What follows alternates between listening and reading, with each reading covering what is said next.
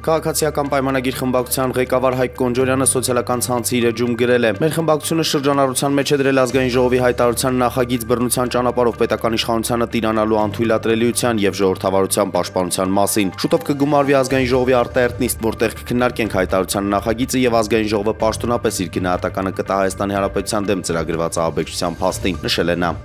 Գարեգին Բ. ամենայն հայոց կաթողիկոսը Մայրաթոր Սուրբ Էջմիածնում ընդունել է Հայաստանի Հանրապետությունում Մալթայի ինքնիշխան մարտական ուխտի արտակարգ եւ լիազոր դեսպան Դոմենիկո Արդուինին։ Հանդիպմանն ամենայն հայոց կաթողիկոսը գոհունակություն է հայտնել Հայաստանում Մալթայի ինքնիշխան մարտական ուխտի կողմից իրականացվող մարդասիրական առաքելության առնչությամբ եւ կարեւորել միջազգային կառույցների աջակցությունը հայ ժողովրդին։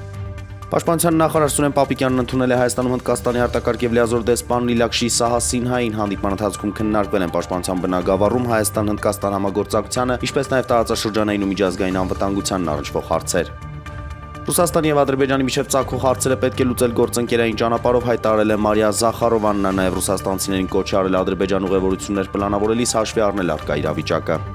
Ռուսաստանի եւ Ֆրանսիայի նախագահներ Վլադիմիր Պուտինի եւ Էմանուել Մակրոնի հեռախոսազրույցը տևել է ավելի քան 2 ժամ, այս մասին ճեպազրույցի ժամանակ հայտարարել է նրա մամուլի քարտուղար Դմիտրի Պեսկովը։ Նախաձեռնությունը ֆրանսիական կողմինն էր, կողմերը կարծիքներ են փոխանակել բավական մանրամասն, դա լավ հնարավորություն էր դիրքորոշումները միմյանց հասցնելու համար։ Երևանի քաղաքապետարանից հայտնում են, որ առաջիկայում կմեկնարկի Ալբերտ Ազարյանի անվանման կապատանեկան օլիմպիական հերթափոխի մարզադպրոցի նոր մարզաբազան կառուցելու ծրագիրը։